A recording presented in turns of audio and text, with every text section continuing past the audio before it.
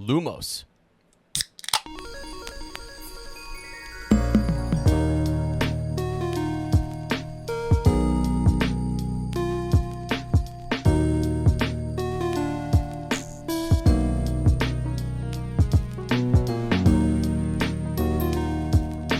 Hello, friends, and welcome to Shell Cottage Radio. I'm your host, Ezra, a.k.a. Bill, also known as your friendly tech wizard, former captain of the Hufflepuff Quidditch team, the Flannel Wizard, yours truly, me. Please welcome your lovely design witch, the fascination of fourth year, and my wonderful co-host and yours, Lottie, a.k.a. Fleur. Hallo! Schön, dass ihr da seid. Willkommen zurück to our little cottage on the outskirts of Tinworth. Come on in! This is the 16th episode of Shell Cottage Radio, in which we will discuss Harry Potter and the Philosopher's Stone, Chapter 8, The Potions Master. Before we fire up today's chapter discussion, we will do a little cottage catch-up, quiz William in trivia, and expand our knowledge about magical and fantastic creatures. Wow. I'm excited for all of that. So into our ketchup and mustard. There's big ketchup. Yeah, I don't know when or where it's going to be edited into the episode, but we tried last night. We did. To record. You guys are still going to get the episode out at the same time because thankfully we start like a good 7 days in advance. You wish. 5 maybe, I know. But we moved cottages. Yes. All right. So we kind of, you're going to hear a little different dynamic here, which is cool. Lottie's currently sitting on the floor, just so you guys know. Yeah. I know. You guys, And my butt's sweating. Is Is that it too much really? information? It's a lot of information, but is it too much? I'll let the listeners decide. So yeah, it's a little hot up here. We're upstairs, and it's we're cooking. I mean, it's nice and cozy. It'll be nice and cozy in the. That was me. Oh. That was the seat. She's already scared. That was the chair creaking. No worries. But last night we tried. Do I sound different on this microphone, by the way? I'm definitely on a different microphone. You sound great. I don't know. If it might be. There's no pop filter on this, so I get a I little. love it. I don't know if I'm popping out. Well, does it? I got to back off it a little bit because I sometimes do that. So I'm sorry about that if you're getting a little extra, something in the microphone there. It's because I'm on one I'm not used to. Mine's still over at our old apartment. So anyway, we had bugs. We had a bug attack last night. A major bug attack. So it's hot upstairs. I thought, sure, we'll throw an air conditioner in. The window up here, no problem. Mm-hmm. We're recording late at night. The light is on, the brightest light in the entire neighborhood, and every bug saw it from 10 miles around. Yeah. And they all came to visit the us party last night. So that was wild. And also, the air conditioner has a lot of moisture, and it has water, and it's hot, and they wanted to come hang out and live. They might have already been living in that thing for all I know. I don't know. Mm-hmm. So we had, it was like late, major bug attack. Oh, yeah. And just wanted to share with you guys, if you have a little phobia there, hopefully I didn't trigger you too much. But definitely Lottie we got 2 fly swatters up here. Yeah. Just in case. Hopefully one of them's not Rita Skeeter. We will include a little impression at the end of the episode. Okay. You can hear, because we already started recording when the bug attack happened. Yeah, we did. Yeah. Yeah, but that's okay. I mean, it was good. I think it's better today. We probably have more energy, and I feel a lot better about it. And I'm excited. By the way, check out on Instagram. You'll be able to see some updated stuff for, I guess, just in terms of the story. If you guys follow us over there, little images of the back garden and different things, and it's just really nice. And it's we're very, very happy with our move. But there'll be a little bit of adjustments here and there. So, sweetie, how you doing? Great. Okay. No, I really love the new cottage. Yeah. Even though, it's not, again, it's not forever. It's not like a long-term stay, probably. Exactly. Yes. But it was time. It was the right move, like you said. And I already feel at home. Like we always talk about it. You make a place at home, and you being with your significant other or your friend or your family, just in general. Yeah. Makes a home or a house a home. Yeah. And that's how it feels right now. Yeah. Just, yeah. It's nice because we have the bike trail. We get to go for a walk, and it's just really, it is what you make it, and we're having a good time here. So it's been a little different though. Gosh, in those oh my goodness, couple things. We're doing catch up, right? We're doing lots of catch up. Lots of catch up here. I just want to share some stuff with you. Lottie went to her first Amish auction the other day. My dad was he goes to the Amish auctions and works with the Amish quite a bit. And we took her out there. It was a blast. It was really cool. It was a lot of fun. We got to hear some of the auctioneer going on. We got to see items sold. Yeah. Oh, here we go. Yeah, we got a little audio for you guys. Here we go.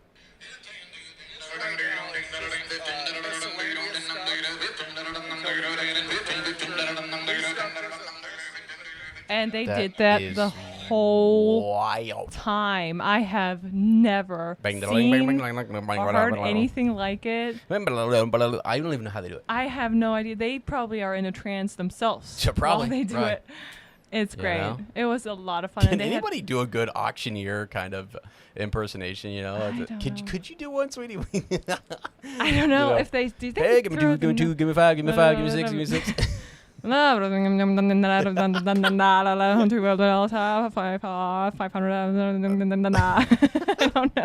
I don't know how they do it. It's so cool. It's actually it kind of lulls you in. You're sitting there and you look at your watch like, I've been here for 4 hours and I've bid on 5 different things and have no idea what I bought. People are like, that's how I feel every episode I listen to you guys. Oh wow.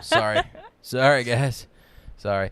No, it was really cool though. We got to walk around and see some beautiful Amish furniture, and it was all donated to their school system, which was really cool.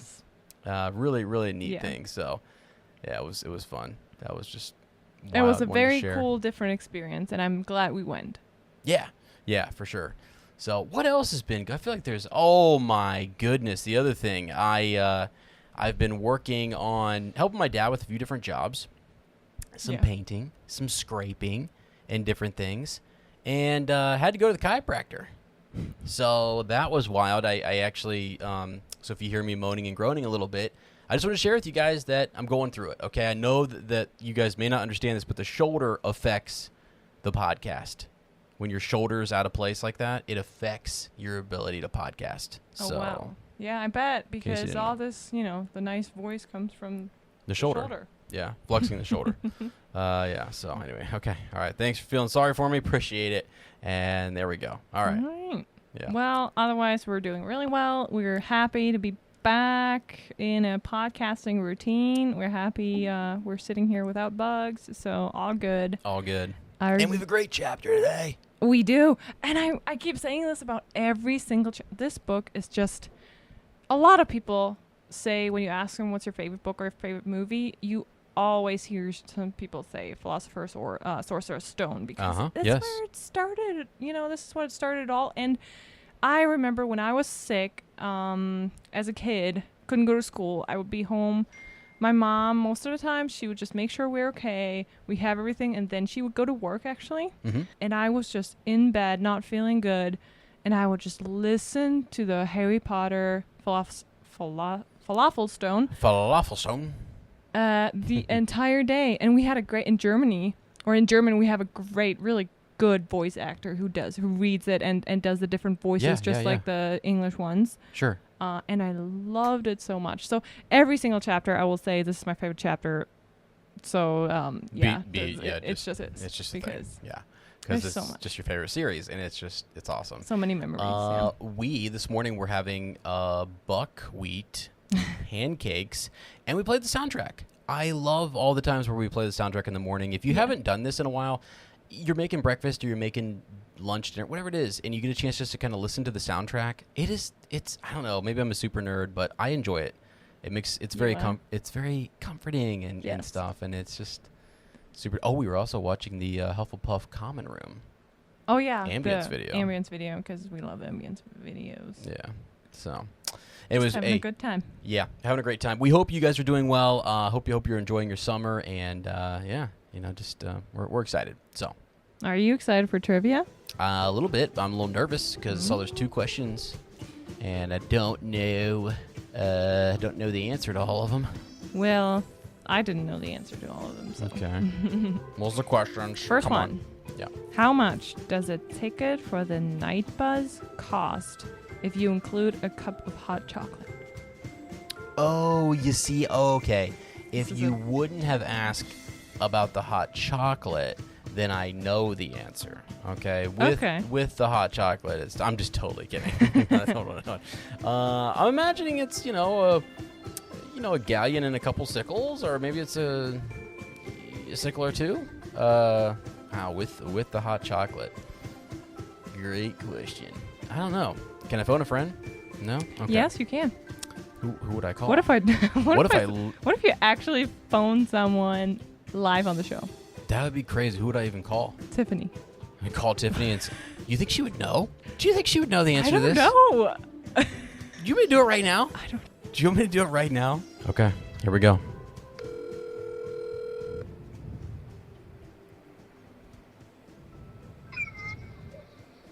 Hello. Hey, I got a quick 2-second question here for you. By chance, and if you don't know, it's totally okay. Do you know how much a ticket for the night bus cost if you include a cup of hot chocolate by chance? Like how many sickles or galleons? I don't know. You don't know? Okay. It was a long shot here. I think this is a pretty... Are you trying to cheat at trivia or something? What's going on here? Yeah, trying to cheat a little bit. We did this little trivia thing, and I was like... Lottie asked me the question... Is it 7 or 12? Usually those are numbers. Oh, that sounds like... I'm going to go with one of those two. I just figured I jokingly said, hey, can I do a phone a friend? And, Lottie's like, well, call Tiffany. And I was like, oh, let's see if she's right. Oh, no. I'm such a disappointment right now. Oh, no, you're not. You're literally never a disappointment. And we love you, okay? Oh, love you too. Okay, all right. You have fun. I'll text you later, okay? All right. Okay. Good. All right, bye. Bye. So I'm going to go with 7. I'm going to go 7 sickles. No. It's not 7. What is it? Wow. So a ride on the night bus costs 11 sickles, regardless of the distance. Seriously? You can go anywhere for 11 sickles? Yes, it says it. For 13 sickles, the rider also got hot chocolate, and for 15, a hot water bottle and a toothbrush in the color of choice. That's ridiculous. Hey, you know what, though? At least she was in the sickle range. She said 7 or 12, and I That was 7. really good, yeah. So that's actually pretty good for, like, on the spot. That's a tough it's one. really, yeah, it was really good. And That's tough, because I would have said galleons. Honestly, I don't remember at all. And we just did like a little... Yeah. We did like a little video. Can I talk about this for a second? Yes, check it out on YouTube. Yeah, so over our YouTube channel, it's now Harry Potter Hangout. You guys should go check it out. It's awesome. We're almost at 1,000 subscribers. Super pumped about it. We're doing like a How Powerful series. We're doing all this different stuff. So it came up the other day. Someone asked us to do a video on... What was it, like, how much does a galleon kind of convert to regular Muggle money or whatever? Right. Pounds or dollars or whatever you want to do. And so I think we did a little conversion, and we looked at what J.K. Rowling has said, and we looked at... what fans kind of calculated. Yeah, yeah. Because what was it? What was the end result on that? Because you typed that one up. Right, it was $25. They said, I think, about $25 for a galleon, what they calculated. But the author actually said 5 pounds, around 5 pounds. But the conversion rate differs. And we said, like, Okay. What if just magical, in the magical world, things have carry different values, items, food and stuff. So we just go with the 5 pounds per galleon, or converts to a galleon, which is about $6 US. Yeah, but okay. You were not too wrong, because 17 sickles is 1 galleon, so it's almost it's closer to a so galleon. Had I said a galleon, Wouldn't that's be too. Yeah. I said a galleon and a couple sickles. Yeah, that's kind of cool. See, I don't even know the conversion rate, so that's radical. By the way, shout out to Tiffany and Swish and Flick. Definitely an amazing podcast, as you guys know, and you should be listening and checking them out. And I'll say this too: if Tiffany happens to listen to this, because I called her, thanks. And go listen to the last episode, Tiffany. Angelina is on there, and we talk all about Swish and Flick and the good old origin days. So shout out to her, and thanks so much. Is there a second question? Am I going to butcher this one? Is it easier or harder? Please make it easier. I hope you know this one. Okay. It's got to do with Slughorn. I love Slughorn. What potion did Harry make in Slughorn's class where he received top marks for doing it correctly? Felix Felicis. Is that right? No. No. Oh, that's the reward. That's what he Yes. got. Yeah. It was the something living death. The draught Wow. of living death or whatever. Yes, it's the Yes. draught of living death. Yeah. Sweetie, that's amazing. Yeah, shoot. Good job. Shoot. I can't believe I messed it. No, So I you answered too answered, quickly. No, yeah. Well, No, you kind of I answered too quickly correctly. because it's the one he gets. That's the reward he gets. But what he has to do to make it is living death. Yeah. Oh, good. Which is cool because I think that's mentioned in this chapter kind of that we're That's talking why about today. that's why I chose this question. Oh. It's cool. It's a cool connection because Okay. what you're going to be amazed. What Snape says, the first 3 questions, they carry a lot of meaning. Yeah. So yeah. I'm ready to Well, yeah to discuss that. discuss that, I'm down. I also want to say too, I hope that I'm building people's confidences out there by not answering these questions correctly right away, and I hope you're sitting out there going, yes, I knew that one. Yeah.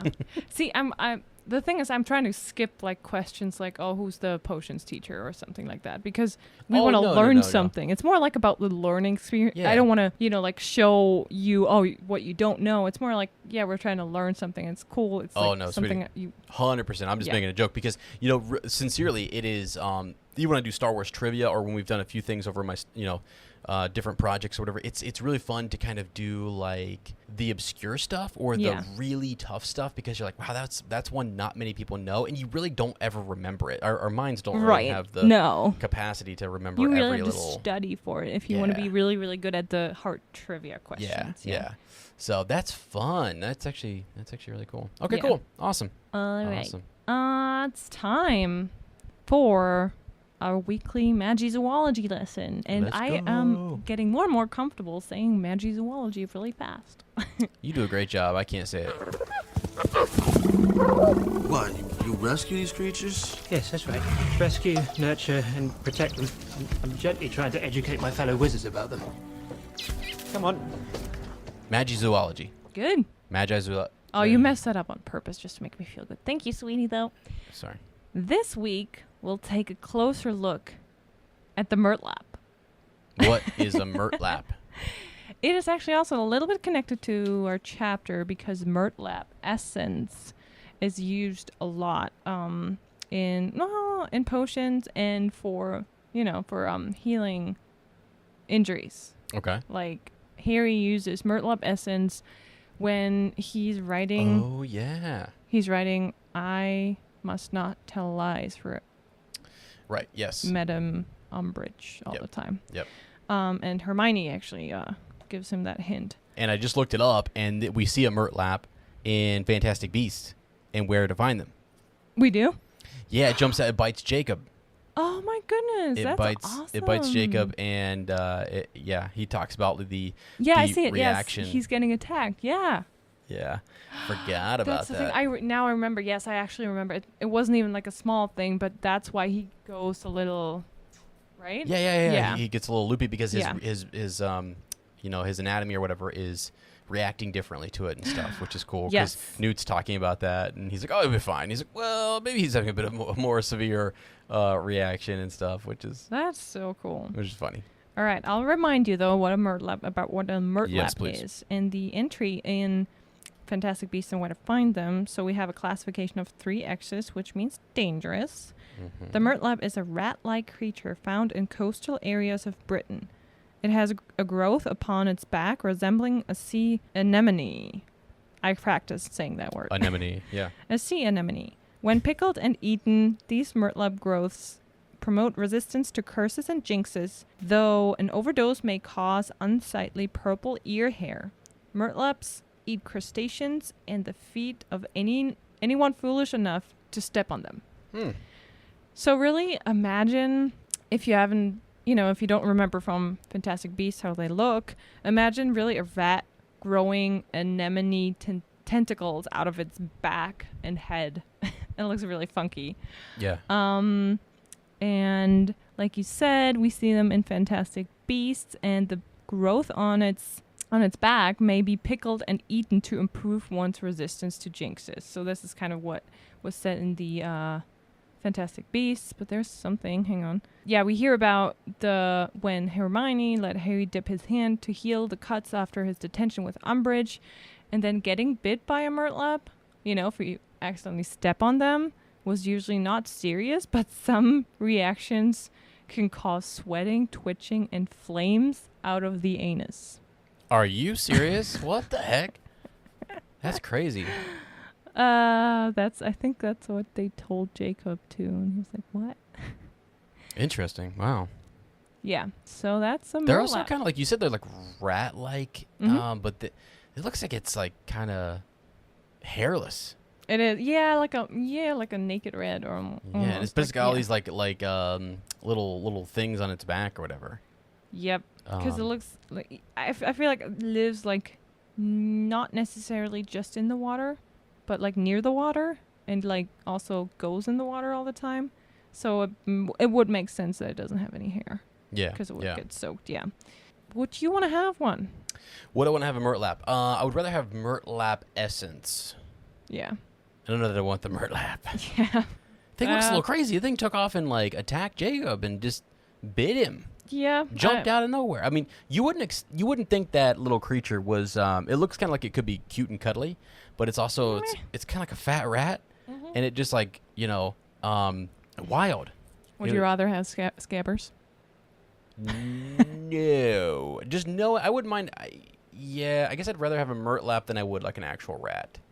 Okay. So, okay. I'll say that. I don't like rats at all. Okay. I disagree. I would rather have an actual rat. Yeah. They're actually really intelligent. Did you know that? Really? Yep. Have you ever seen there's for folks listening, the Rats of Nim? Have you ever seen that movie or read the book The Rats of Nim? No. We should watch it sometime. Like when my grandma babysat us, we would have watched, just constantly would watch The Rats of Nim. Is it where or like The Secrets of the Rats of Nim or something like that is what it was called, I think. And it was like these intelligent rats that had figured out like how to talk and they could communicate. And, no. Yeah, there was a field mouse, but the mouse had actually married a rat, and the rat was with the other rats, but this rat was like a rebel because the one leader rat was bad and was trying to like that's cool. do crazy stuff at the laboratory where they all learn how to talk. It's wild. Yeah, okay. It's awesome, actually. And actually the other rats like see this like the one field house or what am I trying to say? The mouse like in her family are in this field and it's about to be plowed, and the rats like rally to go like save her and her family because that was their friend and stuff, and oh wow, their friend's what? It's crazy. So that anybody else cool. out there who's seen it, like, let me know. Rats of Nim, sorry. That would make Bill very happy if you let him know. Yeah, it would. Yeah. It really would. So, anyways, okay, cool. So we murtlap. We murtlapped it up. Nice. We did. All right. Check mark. So it is time then, friends, to move on to our Potter watch. Oh yeah. You down? Yes, I'm always down to talk about Hogwarts Legacy. Okay, good. Because there is and so you have your iPad, right? Mm-hmm. Can you click on that link, the hogwartslegacy.com link? Because I think you'll find this very interesting.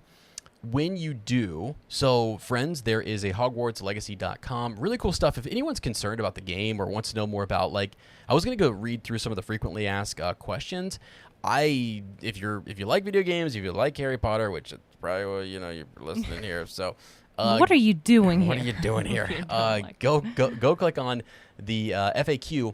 It's really cool. It has a lot of stuff. It talks about the author's involvement. It talks about, is this a canon story, and how Portkey Games has really developed a new story, and it fits in the world. It's got the stamp of approval. So I think people like to know that it's in universe and that it's canon, and that it that's really important, because sometimes even with like mobile games, you're sure like, does this even matter? Because I know in Star Wars a lot of times, like we have a game coming out, Star Wars Hunters, and everyone's like, does this game even count? Like, are the characters that you're naming in this, do they matter in the greater scheme of the story? And if not, it just feels insignificant. You know what I mean? It feels like why bother? But this game truly is telling you some really cool stories. So when you're in there, sweetie, click on go back to the main page and then click okay. on media. So in the upper left-hand corner, you'll say media. Yes, I see it. Right. So you've got the official behind-the-scenes trailer. You've got the official gameplay reveal trailer. Have you seen this yet? Have you seen the pictures? Click on those pictures. Down so here. they have just added some still images. So one of 10 screenshots. Oh my goodness, they look so amazing. And they're really good. I love the artwork. You're getting to see, you're getting to see some of the different professors. You're getting to see other students. It just looks fantastic, and we really cannot wait to stream this game live when it comes out. We want to do that. If you guys want to hang out with us, we would love to do more. It's so beautiful. Is that like a young Ollivander? I mean, with the wand in there or something Yeah. He's got glasses, so I don't know. Maybe it's his father. Who knows? Or they're somehow family business. But really cool stuff, and I just love seeing sort of behind the scenes stuff too. The people who've created this game, they've poured their heart and soul into this. So I always think, gosh, sometimes we want to label this one project bad because of one person who works in it or whatever. Whatever you like. I don't know. I just don't want people to. I want people to remember that there's so many. There's voice actors. There are people who actually did artwork on this thing, and there's just tons of people involved in this. And I don't know. I feel like the creators are really doing a good job of trying to capture the magic and the spirit of this escape, and go enjoy yourself here. And again, it's important that they wrote the story, but then they went to J.K. Rowling and said, "Hey, what do you think?" She looked it over and said, "Absolutely." Yeah. It's wonderful. Yeah. I think that's huge. I think it's super cool, and it just to me it's a bigger piece of Potter content. It's not like an adaptation of Lottie talks about the video games that she loves, which would be the first and second game on PC. Yeah. Right. You played those through and through, and it's those were adaptations of books and movies, right? Yes. That was what this is a whole new thing. It's a whole new story. So there's hippogriffs in here. There's all sorts of stuff. There's so many different cool. You're going to see parts of Hogwarts that we've never seen before, professors and whatnot. So the big discussion right now is who are the characters and who are some of these other individual, the students that we see, and then who are the teachers. So the headmaster for Hogwarts is still a big question mark. People are wondering who it is. Is it Phineas Black? Is it this Abraham Ronan? Who is the charms professor? So probably not. So you've got people are kind of wondering, what the different, just the different professors, who are they? That's and cool, then, though, speculating, about something in the Potterverse. Because you think about House Black, and you think of the Black family, and the fact that one of them was a headmaster or whatever. Isn't there? It totally makes sense. What's to me. it? Yeah. What's it? Remember all the portraits? You remember all the portraits with? Aren't those all former headmasters and stuff? Yes. Isn't there a Black? In the. I'm trying to think. Let's see here. List of headmasters of Hogwarts. I don't know that they had dates with them, but I feel like there was some that maybe, because you have some from the 1700s and so on. But it just feels like we're close. We're narrowing in on potential headmaster for that game. So it's just fun to see other channels kind of go out there and speculate and say they think they might know who it is or whatever. Just characters, because some people argue, oh, we don't want every single character to somehow tie into the main story. But if you look at it, it makes sense that the big, 28 wizarding families are somehow tied into it, because they've been, they're big families. Often some of them try to just marry within the wizarding community. So it makes sense that we see certain names pop up again and again. Yeah. So here we go. This is an interesting. So again, we mentioned Phineas Black, right? So he's the portrait. He's one of the individuals we've seen the portrait. He lived from 1847 to 1925. So it kind of fits perfectly for that. He was a headmaster. Wow. Right? Yeah. So I think it works, or maybe he's... So he definitely was a headmaster. He was a headmaster, but he also could have just been... Like at this time in the game, he might not be the headmaster. I'm not really sure if he's also the potions master, maybe, or something. You know what I mean? He could be a potions teacher. Yeah, why not? Right. So I just think it's kind of cool that we would. Again, that's more connections to the books. We talked about Dumbledore and how old is he going to be? He's 9 years old at this time, and then would be in 2 years going into would be going to Hogwarts. Maybe he goes early because he's so advanced or something. You know, who knows? So it just says, at some point during his adult life, he returned to Hogwarts as a teacher. And he was the headmaster at Hogwarts for a time. So in 1995, Harry Potter stayed in the bedroom where Black's portrait hung, and Black took him messages from Albus Dumbledore. Yeah. So he was the portrait between Dumbledore's office and where Harry was staying. His voice could sometimes be heard coming from the frame when he was not in it, making sarcastic comments and so on. So yeah. Just an interesting. If that's him, that would be really cool. If he's in the game, for example. Wait a second. Did you say think? it's the portrait that goes back between Grimmauld Place? Grimmauld Place, and isn't that Phineas Nigellus? Yeah. Phineas Nigellus. Yes, but his last name is Black. Yeah. Phineas. His full name is Phineas Nigellus Black. Oh my gosh. Isn't that cool? Right? I thought this was his last. I feel so silly right now. No, it's okay. That I didn't make that connection. I didn't make it either until I was doing a little bit of research on this, and I was like, okay, that's cool. That's him. That would be amazing. It's a cool connection to the main series. Cool. Yes. And that, like, if you needed to pick a headmaster for your game, why wouldn't you pick someone who was in one of the portraits that was in Dumbledore's office? You know, someone that we already know and have this connection with. Which makes sense because aren't all the headmasters hung up there? Yeah, some we interact with more than others. Some you hear a snippet from, but I mean, he's the one who is kind of going back and forth between Grimmauld Place. So cool, super cool. Yeah.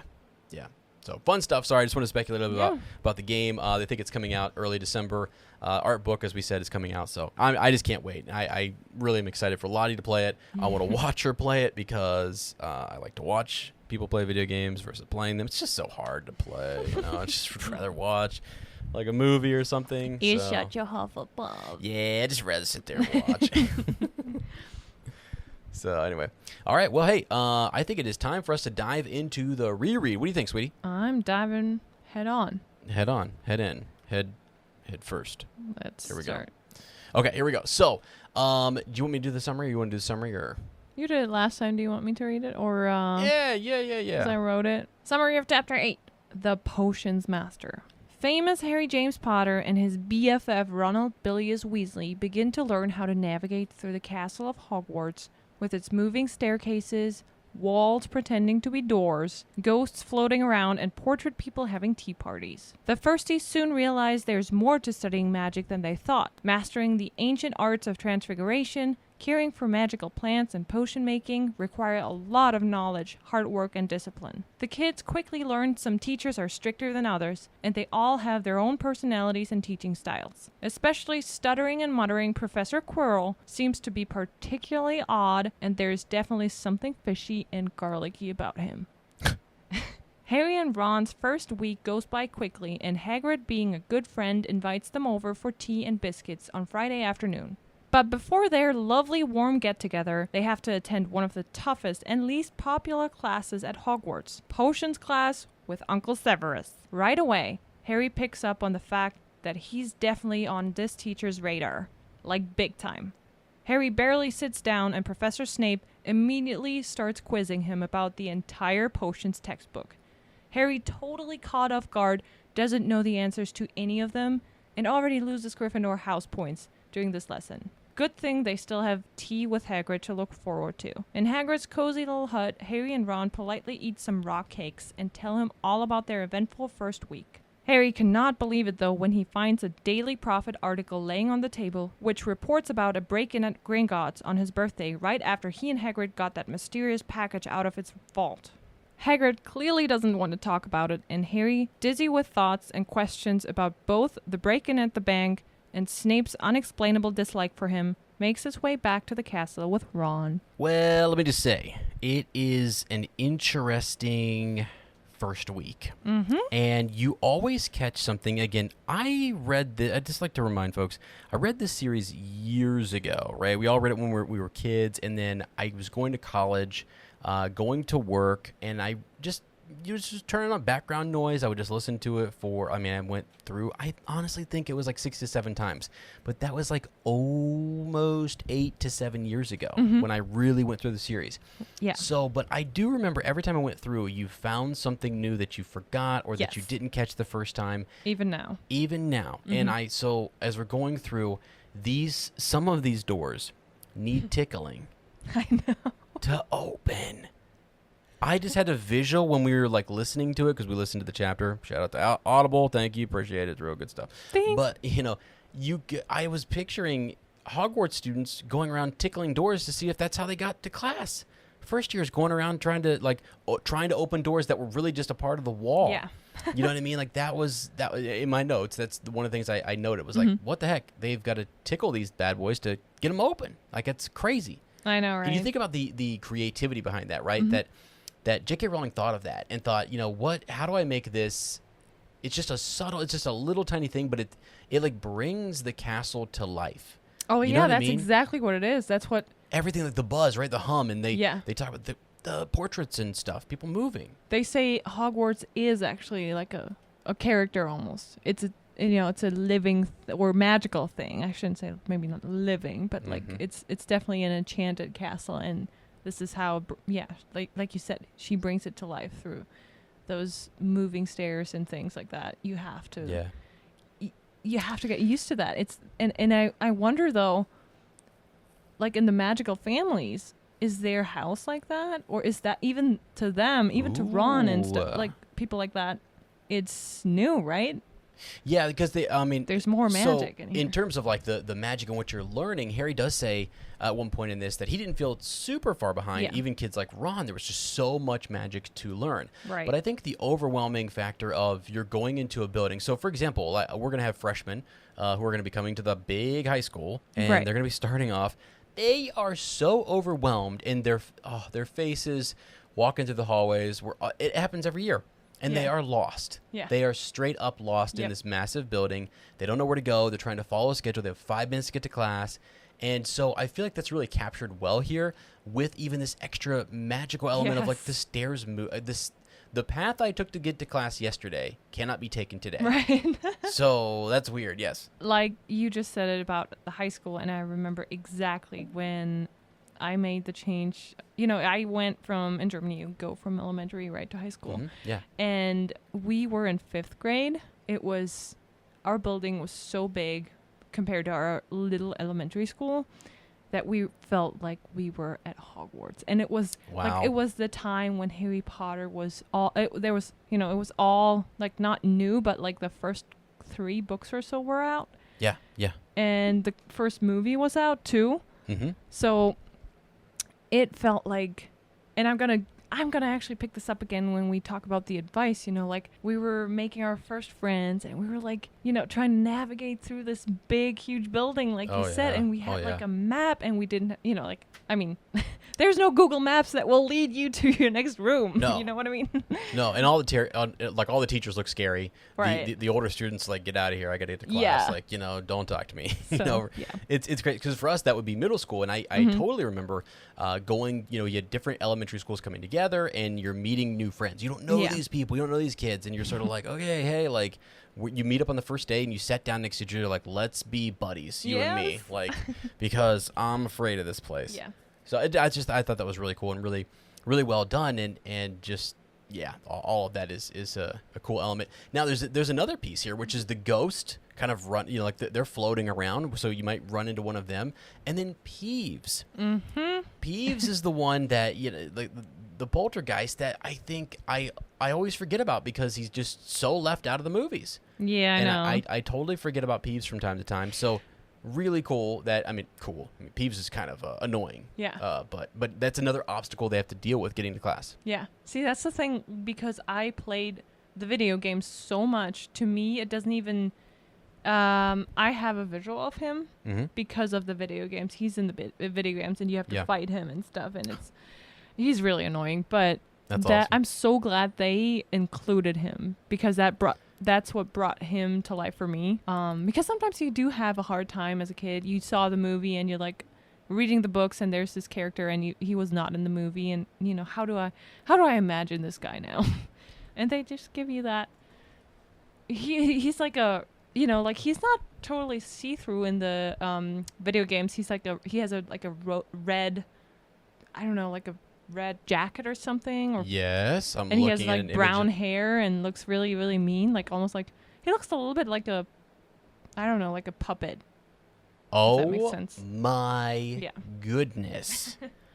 So as you're talking about the video game, I thought of Hogwarts Legacy, and whether or not Peeves will be in the game. Would Peeves be there? So the developers of the Hogwarts Legacy game have assured players that they will be able to experience the life of a student at the famed school like never before. Yeah. The promise of a fully fleshed out Hogwarts opens the possibility of having the presence of the castle ghost there, which is awesome. Wow. And so Peeves has never been featured in the Harry Potter films. Yeah. Obviously in the books and in the games, as you mentioned. So yeah, we haven't seen him. I don't think we've seen him at all, but like it's possible that he shows up. Yeah, that'd be cool. Oh, I hope he does. My goodness. We don't really know how old he is, do we? We could probably look it up. So he has been at Hogwarts Castle since its founding. Whoa. Referred to as came with the building, according to the Harry Potter wiki. So he came into existence with the founding of an institution containing a large number of children. Whilst unconfirmed, it was guessed that Peeves is a tangible manifestation of the students' mischief. Interesting. Holy smokes. So do you think Peeves became bigger when Fred and George entered the building? That is wild. And you start to think about what a poltergeist is.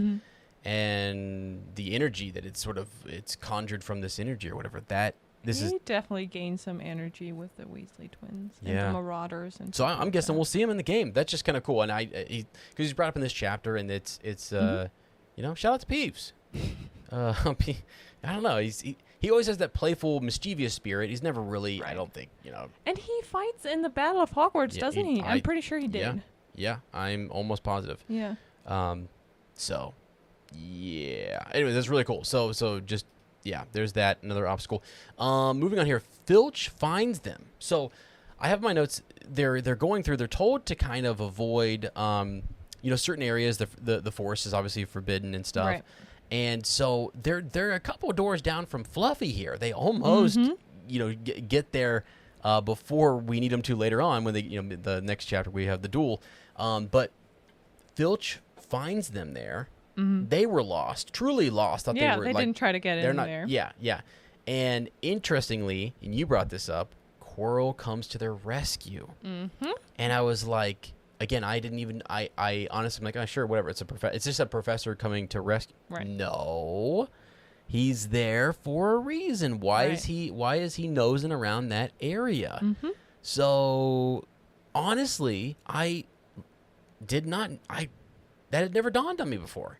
Never. Me neither. I just heard, like you said, sometimes because you're so used to the story, almost like you're watching a movie the second or third time, you can now pay attention to the little people in the background or little sentences here and there that before you couldn't even take them in fully because you take in all this description of the castle and things are moving and you're overwhelmed. There's ghosts and stuff. Yeah, you're trying to track the story. Where are we going? Yeah. What's the plot? What am I supposed to be paying attention to? Yes. So it was totally something that for me, I was like, oh yeah, that's just one little thing. Like later on when his face turns super pink when they ask him about like, hey, how did you fight off that vampire or whatever? How did you actually do it? And he freaks out. Yeah. So yeah, pretty cool. Mrs. Norris though.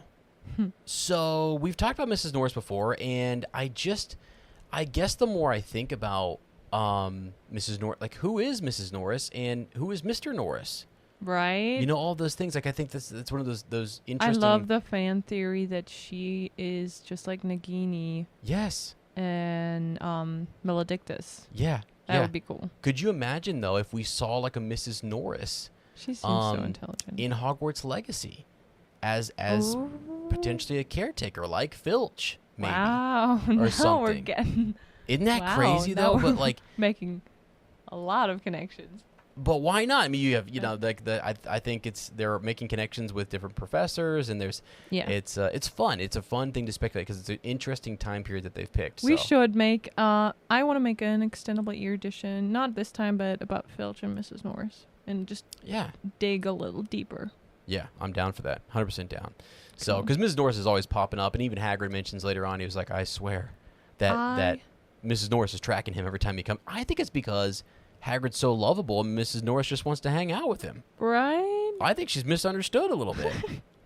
I would So, try to make friends with her. I know you would. I haven't seen a kitty cat that you didn't, try to make friends with. So, yeah. Also interesting too. This is not normal school. Remember, this is wizard school, and we really? have to go to. Yes, absolutely it is. We have to go study astronomy at midnight. On a Wednesday, I think. This isn't was it? one of the things that struck me this time that I Yeah. have totally not read the last time, that they are having a class at midnight. Right. Did they have to get up early for Thursday? Did they get I to was sleep wondering in? the same thing. I don't think so. Yeah, I bet you there's a Yeah.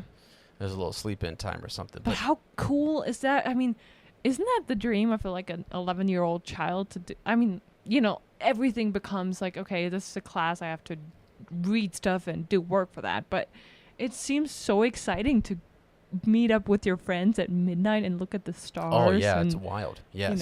It's like an adventure. Yeah.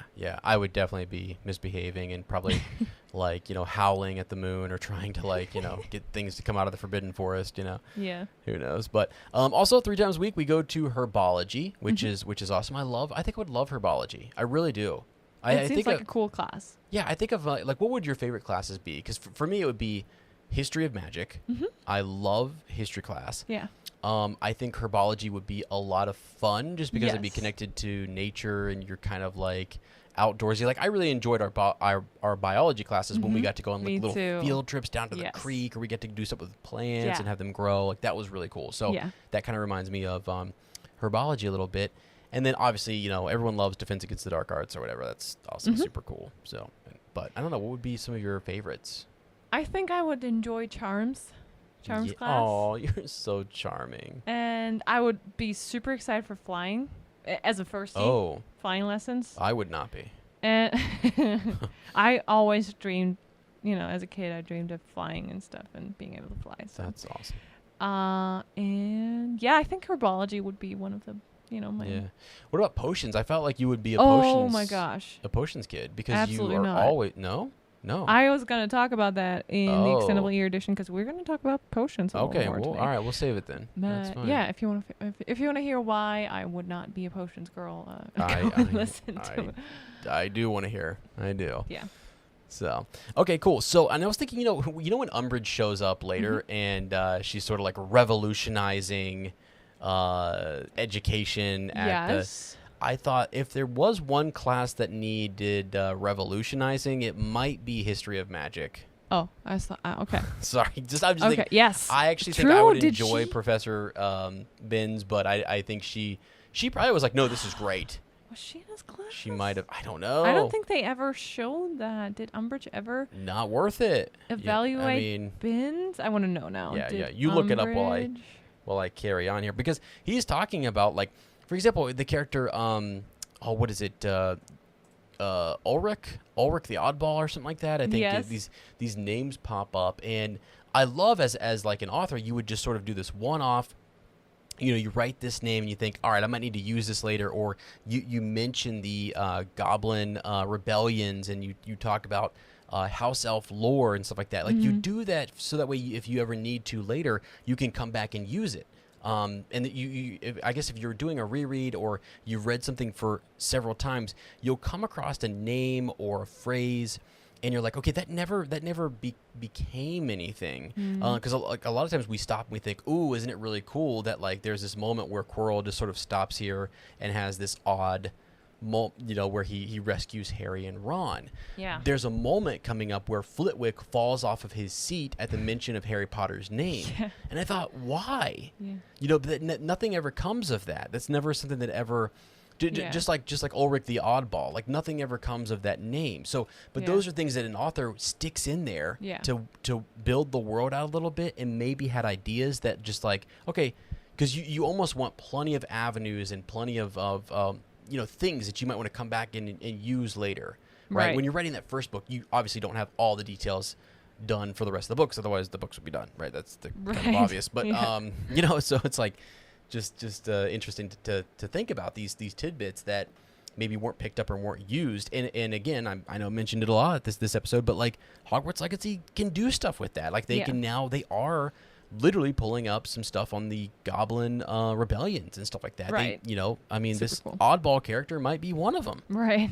So did you find anything on? I did. Yeah. So it is not in the books. It's not described if she ever visited Bin's class, but I think, like people speculate, as she visited every teacher, really, like every other teacher. Sure. Yeah. She might have been, but he wouldn't have known if she was in there. Yes, and it's such a dull, uneventful class. Oh, yeah. That it's perfect. Like, that's what she wants. No magic. You just read from the books. It's boring.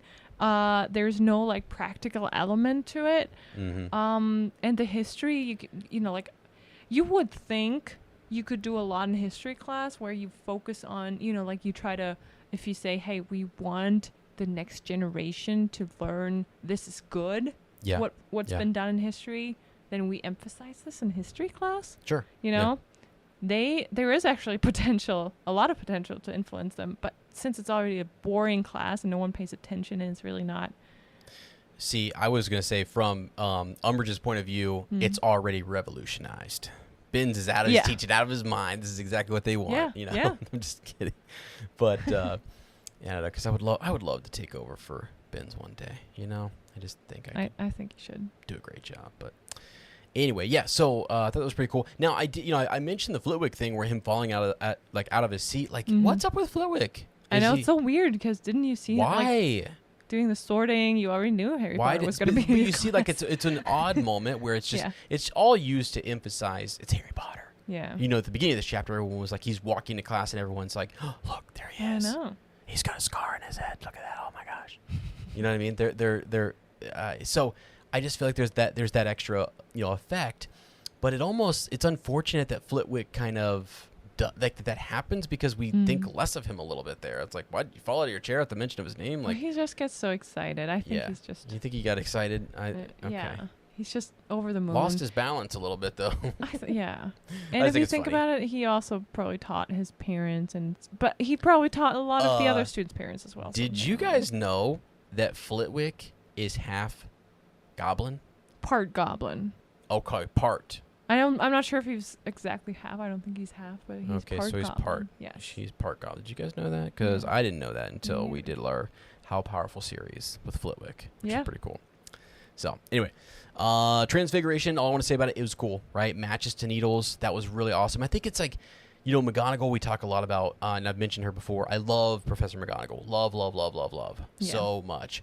And as much as I am a Hufflepuff and love Professor Sprout, I think I would have been better with Professor McGonagall as my teacher. Really, she is boss. She's Wonder Woman. She's all that in one person. Here's a crazy little connection, and I don't know if this teacher will probably never hear this, but I had a 4th grade teacher whose name was Mrs. Pfeiffer, and she later on was her name. I think she got remarried, and her name was Mrs. Crumb, and she followed us to middle school. Crumb. And she was so very much like a Professor McGonagall. Yeah. She was stern, but like you knew she cared about you. Yes. And you loved that. And I remember, like I went back and I even saw her, and I went and gave her a hug when I was student teaching, and I was just like, I got to observe one of her classes, and I was like, this is so much fun. She's such a cool teacher, and it just it was so neat to kind of see, but also stern and wasn't putting up with anybody's stuff. Wait, you had her in high school and then in student teaching? I had her as she was my 4th grade teacher. I was in her class. Then she decided to move up and teach science at the 8th grade. I didn't have her in 8th grade, but she was there, and she would see me in the hallways, and she'd like point at me and be like, "I'm watching you," and I'm like, "Oh boy."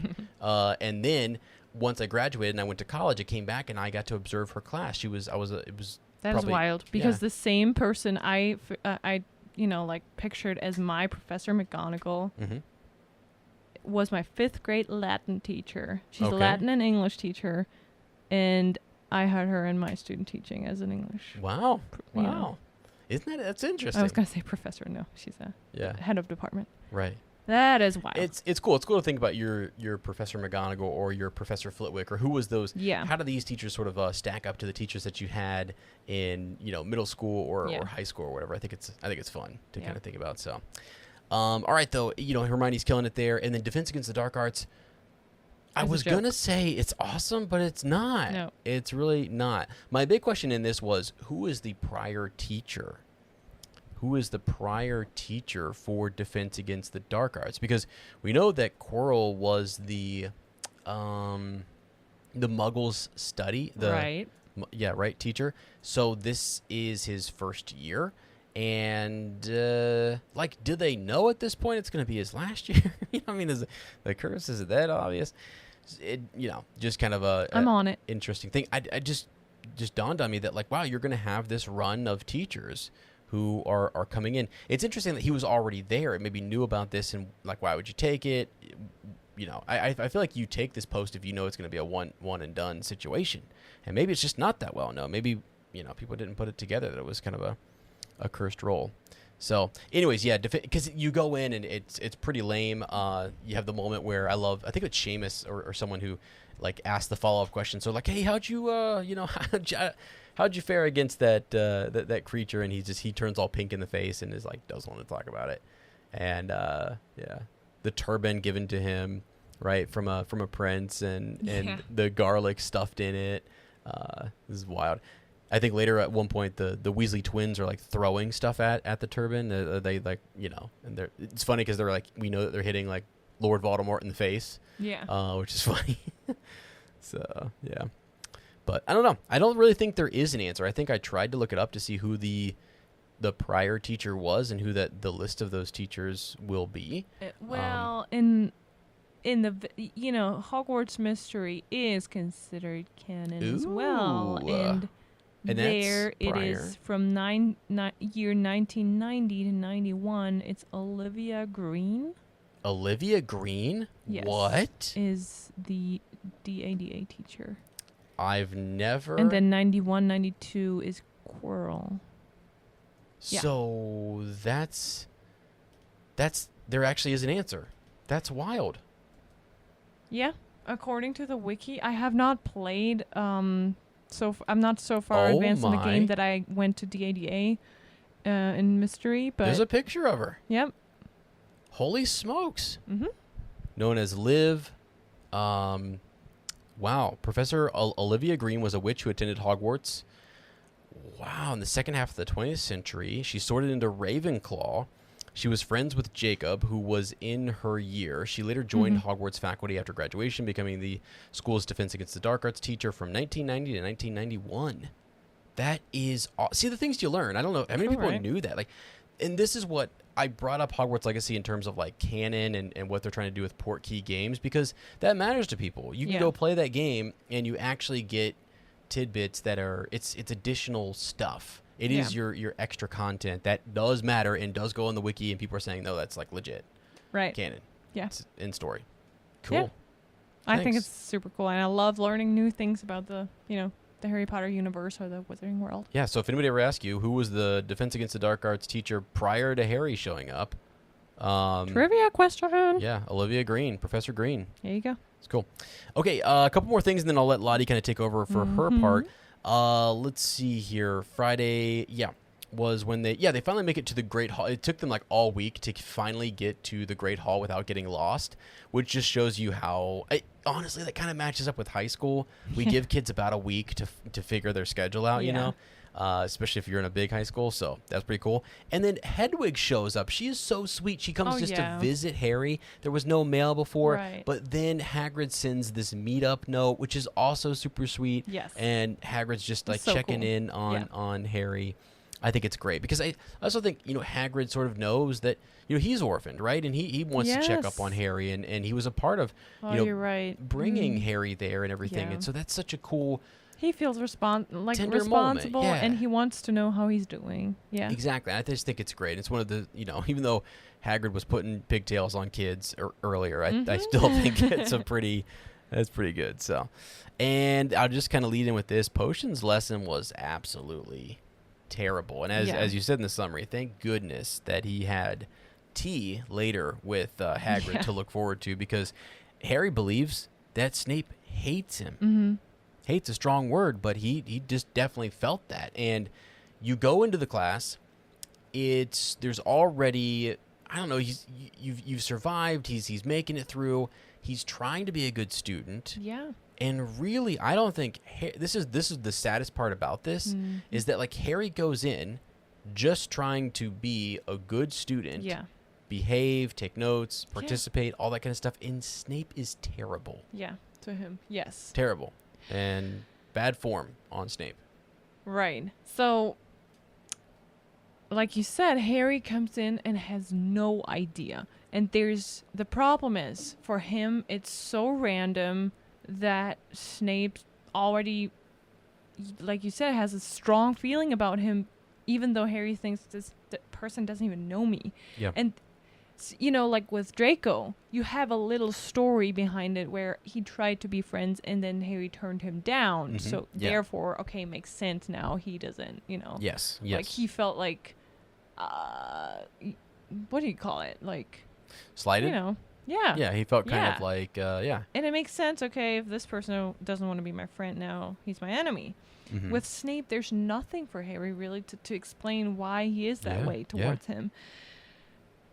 But the other way around, if you just see it from Snape's perspective, and I don't want to say any of that is right that he did. No, not at all. But in a reread, it's funny to think about. For him, everyone says it all over and over and over again that Harry just looks like James. Yeah, exactly like him. him. And James hated on Snape so much. Yep, he bullied him. Snape sees James there. But it must be so tough because every time Harry looks at him, he basically looks into the same eyes he loves with his whole heart. I know. So odd. I feel like people are mean because they are deeply hurt. That's my theory. Yeah. Like, that's why they're so mean. Yeah. This is something I think. Look at this. Like, we know Snape's story and where it's going to go, and that he has this unconditional love for Lily Evans. Yeah. And was maybe thought, we don't know the full story on how things went in school, how close they were. Was there romance there prior to Jane? Different things, right? Yeah. And just closeness. So it's just I don't know. It's heartbreaking all around. You really wish. It's such a mistake on his part, but at the same time, it's one you can't make as an adult, which is crazy. Sometimes it's weird the lens you look at these stories through, because as kids you're just like, whatever, he's mean, he's a bad guy, and that's all it's meant to be. It's a kid's book, it's a kid's story, and then the story grows with you as you grow up. Yes. And then you're like, oh, whoa, there's more nuance to this. And I feel like you can't have as much of that in this first book, and that's why things are exaggerated. The Dursleys are exaggerated, like Snape's exaggerated. I mean, I know that's an obvious thing to say, but sometimes we get out there and we start, talking with other Potterheads, and people want to get real serious about Snape and his abusive nature and the way that he talked to Harry and how wrong this was and all this kind of stuff or whatever. It's really played up and exaggerated. Right. Because the second thing, right? So I think you're going to talk about this, but like the first thing is like just stopping at Harry's name the same way Flitwick did. He didn't fall out of his chair, thankfully. But it's the fact that he calls him out on being famous, and he sort of embarrasses him there or whatever. And that's one thing. Yeah. But then when Neville's potion goes wrong, that's the second major slight where it's like he's picking a fight. He's intentionally going after, more so even than the first time, targeting Potter. And that's just like, wait, what? Yeah. So anyway, I just wanted to kind of say, like, it's interesting to look at it from both sides, but at the same time, we never justify what especially Snape as did. teachers. No, there's no way I would justify his behavior towards we'd be fired. No. There's no way. Right. It's crazy. But this is going to blow your mind. Yeah. the three things, we always kind of knew, okay, the three things that Snape says here, the first things the questions he asks Harry. Yeah. Right now, if you're reading this book and you have no idea, what's going to happen in the future, it's just like three really difficult questions. You're like, what? I have never heard of those things. Like, how's Harry supposed to know? Yeah. But they carry a lot of meaning. Yeah. So with the second and third question, like the Bezoar, right? I always said bizarre. I'd never. I don't even know if that's Bezoar. I have no idea. Bezoar. I don't know. Yeah. I think you said it right. Was wanting to point out that I've said it wrong for years. Oh, okay. The stomach. It's the stomach. The stone in his pig stomach. Goat stomach. Pig? Yeah, goat. Okay. Yeah, goat. And it is important that Harry hears this right here because it becomes important in the 6th year, where he rescues Ron. Yeah. With a Bezoar. Yeah. Because he's got poison, and this is an antidote to most poisons. I remember, if I remember correctly, it's not an antidote against basilisk venom. That's about the only exception. So pretty cool. Oh, you're absolutely right. It's one of the notable exceptions. Yes. Yep. So that's already cool that we find that later on. And then his third question, there's a reason why I saved the first question for last. One sec. What's the difference, Potter, between monkshood and wolfsbane? Also, by the way, there's no difference, but also becomes... There's no difference? I don't know. Yep, it's the same thing. Okay. Also known as aconite, but wolfsbane potion becomes important in the 3rd year, and for for Moody. Yes. Mooney. Yeah. For Mooney, for Professor Lupin. Right. So it's super cool that those little things, you don't think anything about them right now because like they're just random terms, random items that you're getting introduced to, and you don't really make anything of them. But they get picked up later again. And that's like, what makes this so rich, really. Yeah. That you find that they're not just insignificant little things. They all have a purpose why they're mentioned. Yeah. And now I want to get to the first question. I'm going to read it. I'm actually working with the book, just to let you know. Yeah. So, because we're a book club. Potter, said Snape suddenly, what would I get if I added powdered root of asphodel to an infusion of wormwood? Wormwood. Okay. Not wormwood. Here is the thing. I have not read about this theory before this, but according to Victorian, so this is from a website, and I actually try to confirm it by Googling if it's actually true. But it says, according to Victorian flower language, asphodel is a type of lily, meaning my regrets follow you to the grave. And wormwood means absence and also typically symbolized bitter sorrow. So if you combine that, it meant I bitterly regret Lily's death. For me, that's always like, it's a little far, but I try to really look up their meaning. What is the meaning of wormwood and asphodel? And asphodel is really a type of lily, with the primary symbolic meaning is peace after death and the afterlife. Wow, that's wild. I've never stopped to think about what is like. At first, it is asphodel. a type of lily, and it means peace after death. Like, this is a secret message, actually. And wormwood, its biblical meaning is bitterness, because the I think it tastes real bitter. Number of Bible scholars consider the term wormwood to be purely symbolic representation of the bitterness that will fill the earth during troubled times, noting that the plant for which wormwood is named Artemisia absinthium is a known biblical metaphor for things that are palatable bitter. Okay. So I was just blown away. Yeah. So and what he says is like it's what happens when you cross these two things, or when you infuse. If you do combine them, yes. So the answer is, if you did combine powdered root of asphodel and an infusion of wormwood, you would brew a sleeping potion so powerful it is known as the Draught of Living Death. Full Yeah. circle here. Yeah, Draught of And Living that Death. potion becomes Yes. important later on Mhm. when Harry is so good that he wins Felicis. Yeah. Felicis, sorry. Yeah. So okay, and it's this potion that one drop of it would kill you. Essentially, it would be this, right? It puts you in a deep sleep. Deep I sleep. think. That's it's Almost like similar to yes, death. Yes. Yeah. Interesting. I'm sure that an overdose would kill you. I'm pretty sure. Well, it's like.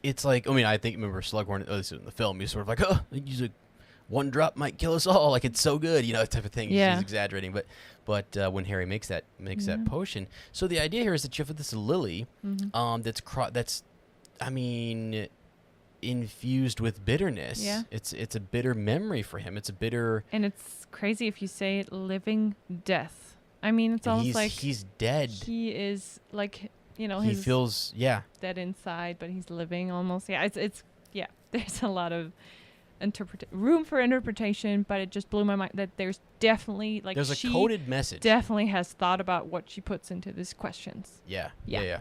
And that there's an actual coded So message cool. in there. Yeah. I don't know if I've never heard that until now. So Me neither. that is cool. I guess if you're listening out there and you've heard of this before, Yeah, let us if you're know, yawning because- right now, like, oh yeah. Because no, that's cool. That honestly just tells me how much more there is for me to learn Yeah. in the series, and how much more there is to kind of like pull out of it. And that's what I think is really great and really cool. And so I've always been excited about the Fantastic Beasts series and this new game and the potential for new Potter content, because there's little things like this that, as I mentioned earlier in the chapter discussion, the author, you leave avenues, you leave coded things, you leave doors that you never opened or never tickled, so Right. that way you can come back to them and tickle them and go through them and see what's there. I think Yeah. that's a cool thing to do as an author and as a Yes. creator. So really cool, and Yeah. that's such a interestingly coded message. So Yeah. well done. Yeah. So we carry on though with the potions lesson. It didn't start very well for Harry, and everyone else is probably like, "Oh my gosh, this guy is really, like I didn't Yeah, we prepare better be. either. I didn't read all this. Besides Hermione, of course, but everyone's like, Who else do you think was just sweating in class going? oh, everyone besides some Slytherins and Hermione. Oh gosh. So, but the way he also treats Hermione and Neville, That was awful. it is awful, and also makes me think like, so what happens to Neville is that he managed to melt Seamus's cauldron, Mm-hmm. Yeah. right? Yeah. And Put those porcupine needles in first, didn't he? it's, to me, it's like, this is the first potion lesson for those kids. Yeah. Some of them have never, they didn't even know until a few weeks ago that they were witches or wizards, right? And I feel like if you think about our chemistry class, there was always, I don't know about you guys, the first lesson was always a safety, like, crash course on how to handle the material and stuff. Totally skipped that. There's nothing like that. He's just like, here you go, guys. And then Yep. then he's mad at Neville. If there's a safety issue, like melting someone else's cauldron, there's definitely like stuff you need to learn how to handle. Yeah. So I don't know. Can I say too? I think Snape was probably grudgingly a teacher. Maybe would have wanted to be. Obviously, might have had more passion in Defense Against the Dark Arts for sure. Right. This is what I'm going to talk about also in the extended year edition. Okay. And I am Sorry. strongly an advocate of Snape is actually perfect for this subject. Sorry. Yeah. Yes. No, okay. Okay. Because I know he wants to teach another subject, but no, Snape has this, Yeah, the he's way good. he introduces the subject to me, like, Says it all. He is He's super passionate about it. He is, about it. yeah. And not okay. I do just want to point out as a teacher Yeah. that he made a huge mistake there, and he, you know, He did, a yes. teacher would help you avoid Sorry, the pitfalls of that first task. Just to be clear. I just threw my phone down. I was like, no. Yeah, I thought Sorry. something broke. Yeah. Anyway, so yeah, we definitely have a problem with his teaching style. He's clearly passionate about it, and Yeah. this is his worst qualities come out when it's Potter. I mean, if it's other Yes. classes, it's sort of like maybe he's still everyone kind of maybe he's just teaching likes- up a storm in Yeah. other with Who other knows? sessions, right? So Anyway, so Harry, I think, is really glad to get out of this lesson, even though he really unfairly lost some points because he didn't help Neville. how dare he? You know, like, Lesson going forward, and always this help is all Neville. a psychological game. Like, of course, Snape knows exactly that Well, Harry, couldn't look at Neville's You know for potion. a fact, Ron saved him from losing more He did. more points I'm because actually proud of Ron. me too, because 100% Snape did that to get a reaction, Yes. and the fact that Harry doesn't is awesome because Yes. it would have been 5 to 10 points because Yep. yeah, I mean that's what he wanted to get into a fight. He was so angry just at the the thought of James. He's honestly not even thinking about Harry Potter. No, I He's don't think. literally Yeah. just thinking about James. Yeah. It has really nothing to do with Harry. It is more about James. Yeah. All of it. Yeah, because So- he doesn't really know Harry, like we no, said. he just Yeah. hates James still, and that's all he can see and think about. He's just Yeah. raging Yeah. about James. So Yep. So shout out to Ron for saving Yeah. Harry here. thanks, buddy. And it's cool because Hagrid actually, just invited Harry. He doesn't even know Ron really yet. And Ron is super interested and just, wants to come along, which is cool. And they both visit Hagrid, and Hagrid obviously he's just not even like surprised that Harry brought someone else, and he's like already, oh yeah, the Weasleys. Yeah. I know your brothers. Right. Like, Been chasing him away. they Yeah. keep me busy. And his brother Charlie. Oh, definitely, yeah. Definitely I likes think he little really Charlie. likes the Yeah. Weasleys and stuff. Yeah. But he really doesn't get along with Filch. Even though No. you would think they should, because they Yeah. kind of work in the same area and they need to, manage this whole grounds and castle together. Well, if that isn't a commentary on different adults in a school building not getting, you would think they should They get along should, in certain but areas they and they don't. don't. And it just comes down to like, I don't know, past experiences or what they're wanting out of the experience, Hey. because Hagrid is such a supporter of the students. I know. And, You know? and yeah, Filch is, and it's again because Filch is hurt by the fact he Yeah, can't he's do jelly magic, and- and yes, students yes, make fun yes. of him and all that stuff. It's because he's hurt. And I bet you if Hagrid and Filch had like a fun little Oh yeah, a little side Friday beverage. night Yeah. and sat down Oh with yeah. drinks, Some butterbeer. and Yeah. butterbeer, Yeah. and Oh yeah. They yeah, probably I get think on they great. would. They just need a bonding event or something. I don't Yeah. know. But we promise we'll do an extra episode for Filch and Mrs. Norris on Patreon. Yes. It'll 100%. be fun. Anyway, so the interesting thing here is that Harry brings it up. His confusion about why Snape dislikes him so much, even though he, just met him. And Hagrid, I feel like, Harry gets the feeling Hagrid certainly doesn't want to. He changes the topic almost immediately. And, well, we know that Hagrid was there when James, Lily, Snape, when they were at school. Absolutely. So you feel like probably he saw James and He the knows. Marauders bully Snape. He knows. And knows, therefore, why Snape hates Harry Mm-hmm. so much. 100%. He can Yeah, make that guess. He and makes the He connection. doesn't meet his Mhm. eyes.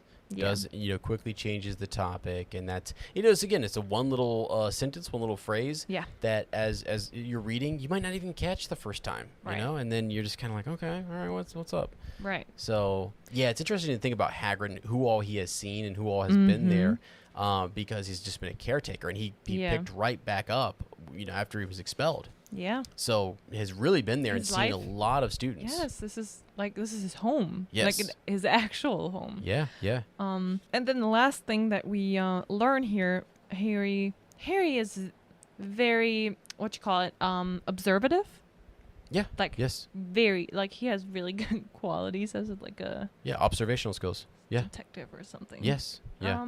He sees that article lying on the He's probably like also tuning out because Well, Hagrid and Ron are talking about He's Charlie and chomping Dragons. on some rock cakes, and He needs some distraction, and he sees this newspaper article about Gringotts and the break-in, and he reads it and makes the connection. This was on, like, Ron has mentioned it like barely on the train. Yeah. And then he makes the connection. It was actually on my birthday when Hagrid and I were there, probably right after we emptied it. Yeah, yeah. And there was, like, it was an important mission for Hogwarts, for Dumbledore. What is going on? And he tries to ask Hagrid about it. And again, Hagrid's not keen on he's got troubles expanding this conversation here. Yeah, well, or and I was gonna say later on he has more trouble, kind of like he expands when he shouldn't. Right. So, yes. Yeah. No, he now definitely knows. Like, no, I shouldn't tell Harry more about this.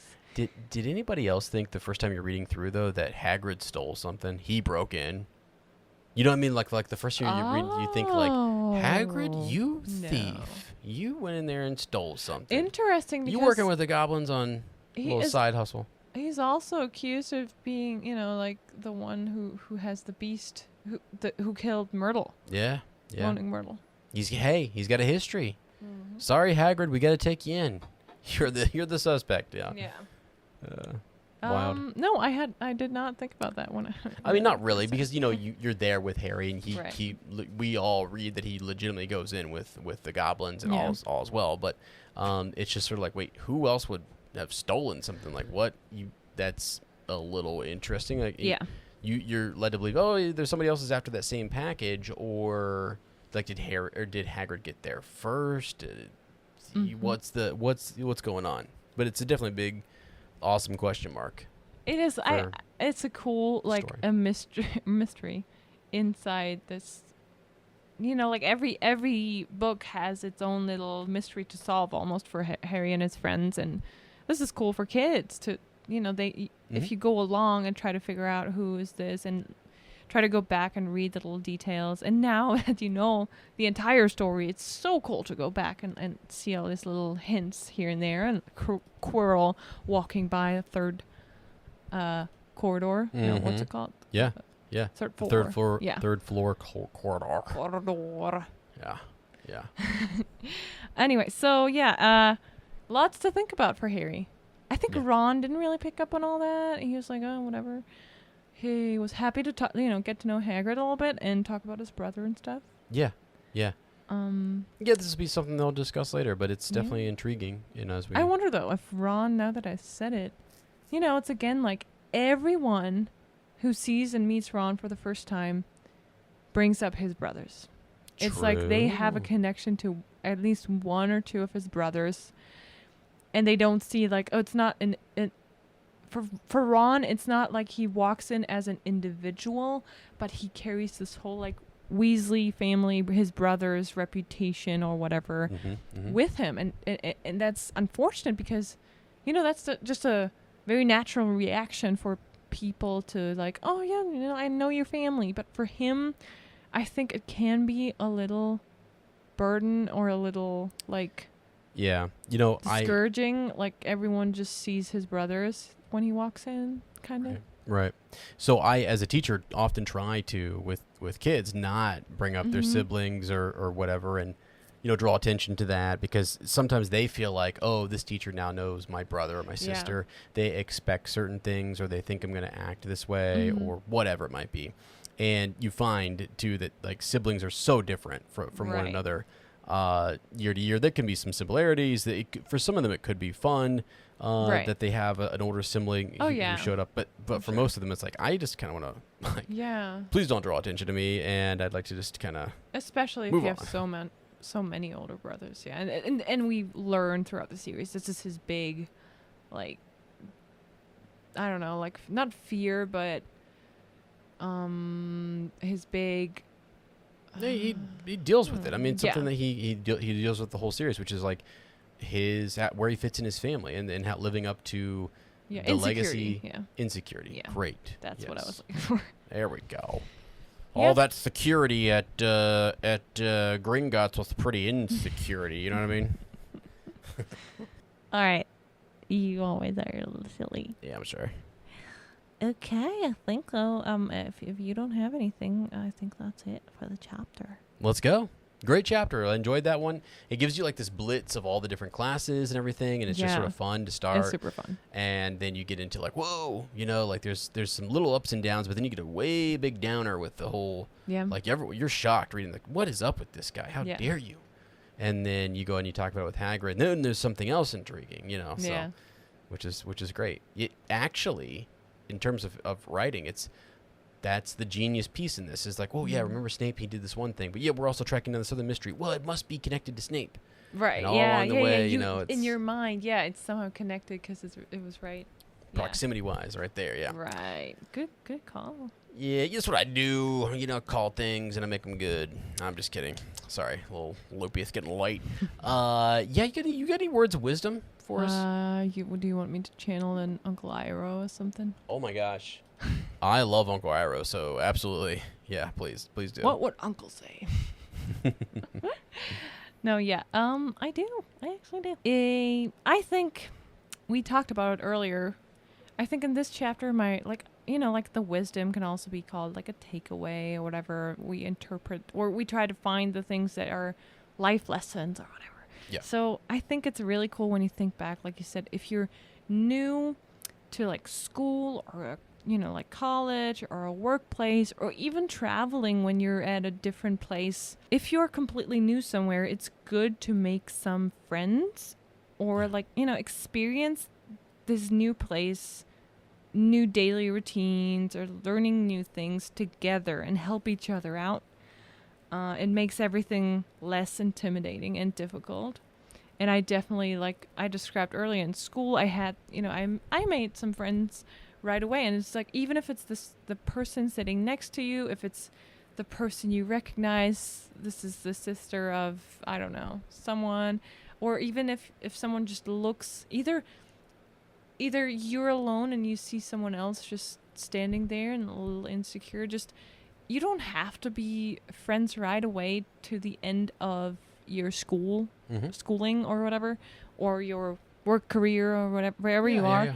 But like this first initial like week or experiences, it's so good to share it with someone. Yeah. Yeah. I remember every college class, because in college classes we all had different majors, right? Most of the time, often you might have seen one or two people. Often it's a complete new class, and then it's just nice, especially when the teacher gives you like a schedule for the year or the term, and you have to do homework or essays or presentations together. Yeah. Yes. Or projects or something. And you want to immediately find someone you kind of bond with a little bit and know how to do this, even especially if it's bigger projects and stuff. And right. I really appreciated that when I was somewhere new. Last thing was traveling. When you were somewhere, everyone there, obviously you don't know each other.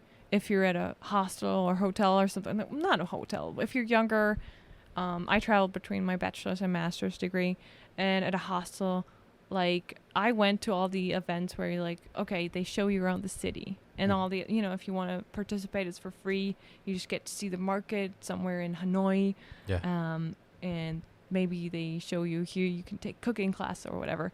And I met this girl from Australia. I almost said Australia. Austria. Yeah. And it's so funny. We were talking English for a little bit. Like, you try the first contact is like, where are you from? Blah, blah, blah. We start in English, and she's like, Austria. And I'm like, hey, I'm from Germany. And then we switched to German immediately. And her German is so funny to me, and I probably sound funny to her. We have different words. We had the best time. Yeah. And we started the night after the initial like get together.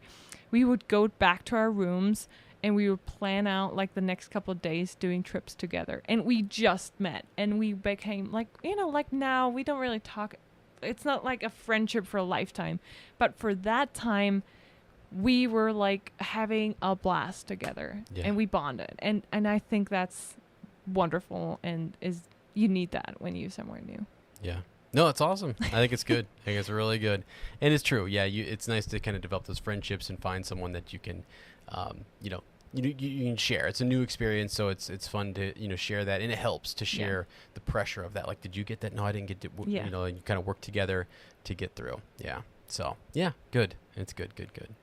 So I'm glad Harry met Ron and Hagrid and Absolutely. has some people to he can talk to about all this new. Think about Hermione impressions. right now. I'm hoping Hermione. You're super Oh, that's rooting for her right. to like get in with these guys, and like right now you wonder like, is she okay? Who's she hanging out with? Yeah. Chatting with people? Is she? How's she she doesn't doing really on her have own? friends yet. That Right. You know, like, we don't know. We're not really not- sure who was she bonding with. Was I don't know, her and Lavender Brown maybe or something. I don't know. Maybe, yeah. And So- she did help out Neville a little bit, but Yeah, maybe she and Neville are closer than Yeah. we think. yeah. So cool, awesome. All right, well, that was fun. Again, good chapter, and Very good. just this has just been a lot of fun. And again, we appreciate you guys so much. Thanks for bearing with us last week too, just in terms of the audio issues. And Angelina, shout out to you. We'll be talking to you again in the future. We will. And friends, by the way, if you are one of our patrons over on Patreon, we get extra episodes. We'll be doing the extendable ear edition, and we'd love to have some other folks on, some other guests. It'd be kind of fun just to meet new Potter friends and talk about the chapters. More and So. more, I feel like I'm actually talking to someone. I'm talking to you. It's like our conversation, but it's also like a general. Like I feel like I'm talking. Oh, I have people's like Yeah. profile pictures in my mind as I people we've met on through social media and stuff, and then like after we talk to Angelina, like I literally now it's so crazy that now I have this person who I Right. anytime we say I know what her voice sounds like. Yes. And so she's like a part of our little podcasting project and community. You know what I mean? It's just really cool. We And shared so, some laughs together. yes. and, And we want more of that. So, if you guys are interested, it'd be really cool. So anyways, we love you guys. You guys are wonderful. Thanks for listening. And stay tuned for that extendable ear edition, which will be coming up over on Apple Premium and over on Patreon. Be sure to check that out. And friends, with that is all for this week. Thanks for tuning in to Shell Cottage Radio 94.7 COZY. We hope you'll join us in the future. We do thoroughly enjoy meeting new positive Potter people that don't behave like babbling, bumbling bands of baboons. If you don't want to miss the next episode, be sure to subscribe to our podcast and leave us a review and follow over on social media at Fleur and Bill. Also, we want to invite you to check out our YouTube channel, Harry Potter Hangout, if you aren't already listening to the episode on there right now. We're having a lot of fun creating short videos there, covering more Wizarding World background information and theories. If you truly enjoy our content, consider supporting our growing Wizarding family on Patreon and Apple Premium at Fleur and Bill. Thank you so much to all our current Patreons, by the way. We appreciate you to the moon and back. Alrighty, next week we will discuss Chapter 9 of Harry Potter and the Philosopher's Stone, The Midnight Duel. So definitely don't miss out on next week's episode. Again, thanks for joining Blur's Book Club in their little shell cottage today. It's not so little anymore. We know it's not much, but it's home.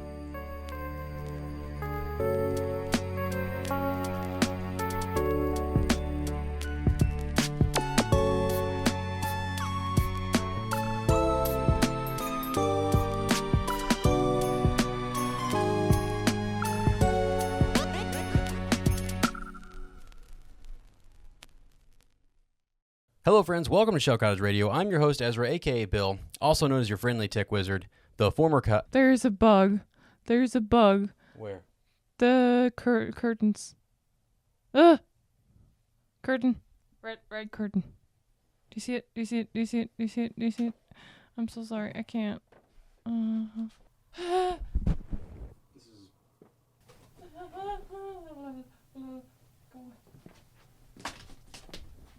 This is crazy. This is crazy. So glad we're recording all this. We're on to bug number 5. Should we just call it a night and try to record tomorrow? I think we should, because we're like swamped with bugs. There's another. Is that one I killed earlier? It came back to life. Is that right above your head? Hey, we need. I don't know. No, that's a new one. We just need the Avada Kedavra curse right now, or some. Is Hey, there like we a need- smaller, Avada Kedavra No, curse? we for- need, sweetie. We need Professor Lockhart. In his Gosh, he would books. definitely know what to do right He now. would definitely know someone. Thank you for joining Blur's Bug Club tonight. Almost sounds like Slug Club. The Slug Club. The Bug Club. Okay, yeah, thank you for joining us. We'll see you all tomorrow morning. Never open this window. Never open the window is our advice of the week. Goodbye. We love you guys. Good night.